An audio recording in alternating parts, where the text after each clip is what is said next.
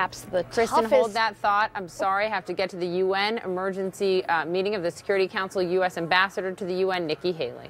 And I will note that the double standard is all too common in this chamber and working overtime today. Last week, Iranian forces attacked Israeli positions on the Golan Heights by launching rockets from Syria. This was a reckless provocation and escalation that must be stopped. It is an example of regional violence that should occupy our attention here in the Security Council. Also last week, Iranian proxy forces in Yemen launched missiles into Saudi Arabia. It was not the first time they have done it. This, too, is regional violence that should occupy our attention here in the Security Council. In recent days, Hamas terrorists, backed by Iran, have incited attacks against Israeli security forces and infrastructure. That is violence that should occupy our attention, too. The common thread in all of this is the destabilizing conduct of the Iranian regime, a regime that insists on promoting violence throughout the Middle East while depriving its own people of basic human rights. The United States welcomes a discussion of this violence in the Middle East. We welcome discussing the ways we can cooperate with each other to put an end to this violence. There is far too little discussion in the Security Council on Iran's destabilizing presence in Syria, its promotion of violence in Yemen, its support for terrorism in Gaza, and its dangerous and illegal weapons buildup in Lebanon.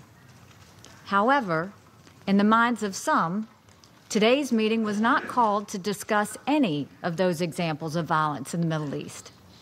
Today's meeting was called to discuss the violence that some suggest was connected with yesterday's opening of the United States Embassy in Jerusalem.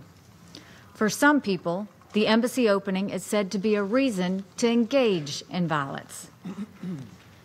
How is that justified?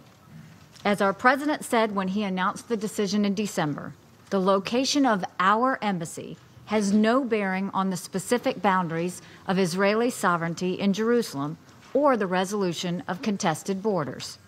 It has no bearing on Jerusalem's holy sites. It does not prejudge whatever the parties might negotiate in a peace agreement. It does not undermine the prospects for peace in any way. And yet, for some, this is supposedly a cause for violence. But let's remember that the Hamas terrorist organization has been inciting violence for years, long before the United States decided to move our embassy. In recent days, multiple news organizations have documented the Hamas incitement in Gaza. They have reported that Hamas maps and social media show the fastest routes to reach Israeli communities in case demonstrators make it through the security fence. They have reported on Hamas messages over loudspeakers that urge demonstrators to burst through the fence, falsely claiming Israeli soldiers were fleeing, when in fact they were not.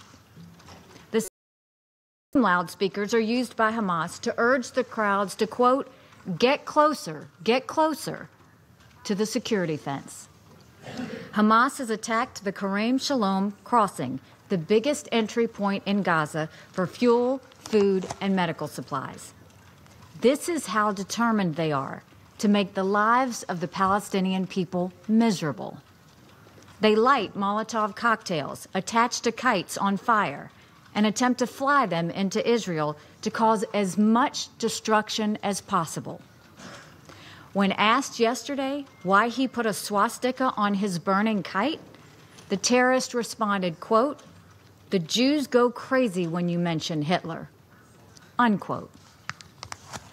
This is what is endangering the people of Gaza. Make no mistake, Hamas is pleased with the results from yesterday. I asked my colleagues here in the Security Council, who among us would accept this type of activity on your border? No one would. No country in this chamber would act with more restraint than Israel has. In fact, the records of several countries here today suggest they would be much less restrained. Those who suggest that the Gaza violence has anything to do with the location of the American embassy are sorely mistaken. Rather, the violence comes from those who reject the existence of the State of Israel in any location.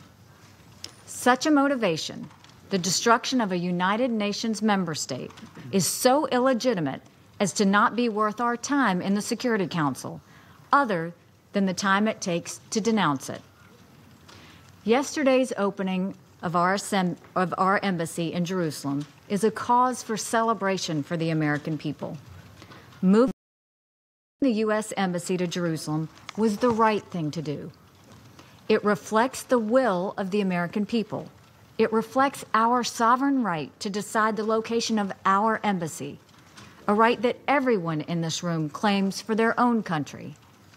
Importantly, moving our embassy to Jerusalem also reflects the reality that Jerusalem is the capital of Israel. It has served as Israel's capital since the founding of the state. It is the ancient capital of the Jewish people. There is no plausible peace agreement under which Jerusalem would no longer remain the capital of Israel. Recognizing this reality makes peace more achievable, not less. The United States is prepared to support peace negotiations and a peace agreement in every way. We want nothing more than peace, a peace in which people of all faiths are free to worship in Jerusalem, a peace in which the rights of all people are respected and the future prospects of all people is bright. That peace will only be achieved if it is rooted in the realities that too many choose to deny. The United States' action yesterday promoted the reality and the desire for peace. It is our sincere wish that the nations of the world will join us in this pursuit of credible, realistic, and enduring peace. As I conclude, I want to take a moment to mark the 70th anniversary of Israel's independence.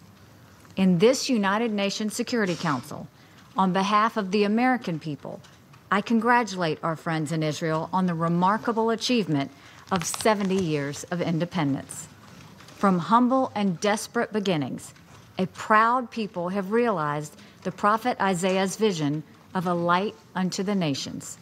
May the next 70 years be ones of strength, of hope, and of peace. Thank you. I thank the representative. There are the remarks from U.S. Ambassador to the United Nations